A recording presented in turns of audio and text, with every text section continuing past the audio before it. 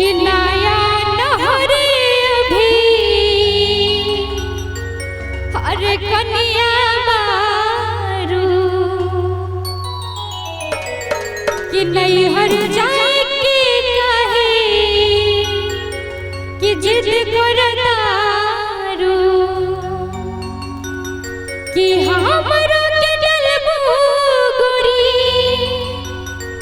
हमरो के डलबू गोरी कि छुट होके झमेला में कि हमरो के डलबू गोरी कि छुट होके झमेला में कि गोरिया भूला जेबू अरे माई हर के मेला में 1 2 3 4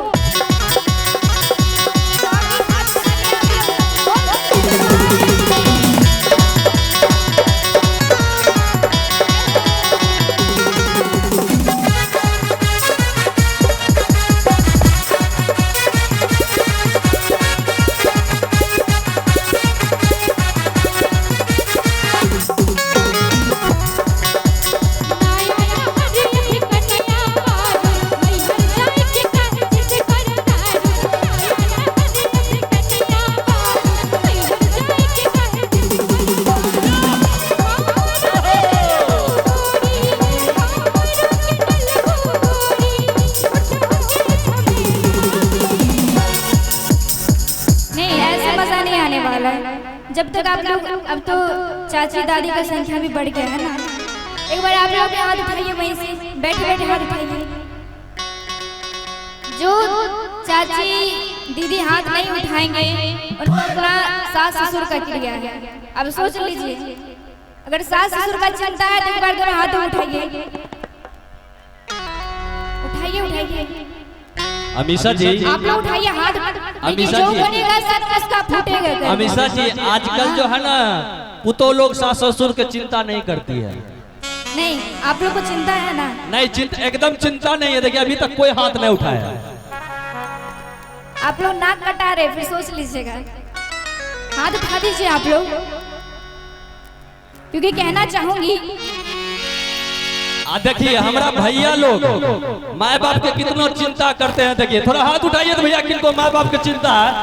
देखिए लेकिन सास ससुर के एको बार चिंता है। सुनिए ना, ये लोग हमारे दीदी लोग थोड़ा शर्मा रही है ना।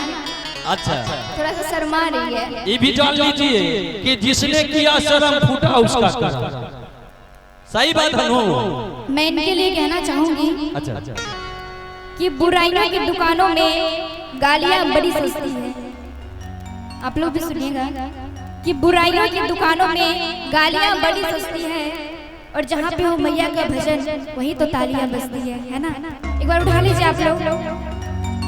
टेंशन मत लीजिए, बार बार नहीं बोलूंगी, एक ही बार उठा लीजिए। अच्छा देखिए नहीं उठा रही है, ताली नहीं बजा उठा रहे, हिम्मत कर रहे। देखिए हिम्मत जितनी संख्या उतनी पूरा हाथ उठाइए आप लोग। आप लोग हमारी बहन यहाँ पे बैठी है, आप लोग भी उठा लीजिए हाथ। उठा लीजिए आप लोग, ताली बजवा लीजिए। बोल सच्चे दरबार की, बोली गौरी मैया की। देखिए एको ताली नहीं बजा, हम बजा। देखिए आपके महिला सब ताली बजवा ले। हाथ हम आपके महिला से ताली बजवा ले कि मैया ताली ऐसा बजाई कि समंदर के गहराई बढ़ जाए। कि मैया ताली ऐसा बजाई कि समंदर के गहराई बढ़ जाई। अब भोलेनाथ की कृपा हुई तो राउरपति की कमाई बढ़ जाए। राउरपति की कमाई बढ़ जाए। देखिए अच्छी बात है ना, अपने पति की तरक्की के लिए करना ही चाहिए। एक बार दोनों आदमी मिलकर ताली बजा दीजिए और ताली बजाइए कि अमीषा जी को शादी के लिए ताली बजाइए। जोरदार ताली हो जाए। क्या बात है। अब लगता है थोड़ी थोड़ी बैठ बैठ चार्ज हो रही है। और आइए भजन में चलते हैं। कहना है कि नया नहरी अभी अरे कनिया मारू कि मैं हर जाए के काहे और जिद करतारू कि हमरा के डलबू गोरी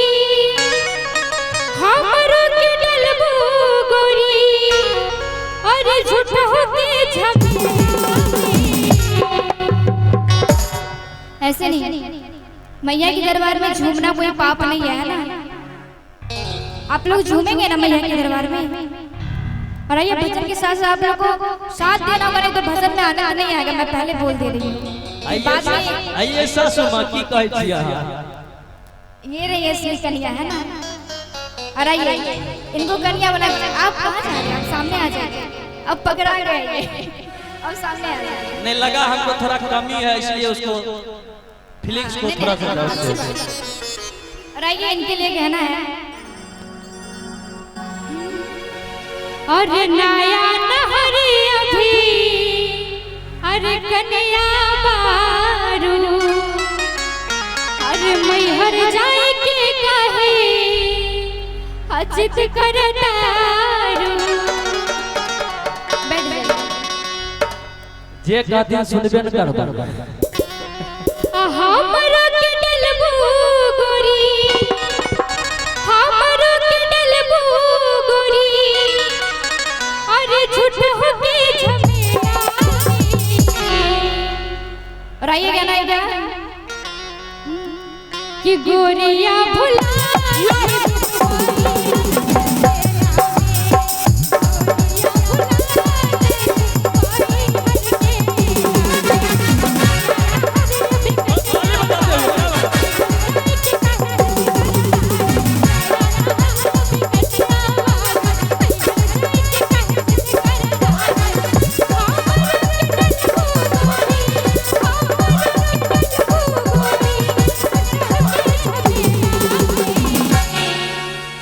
कि गोरिया भुला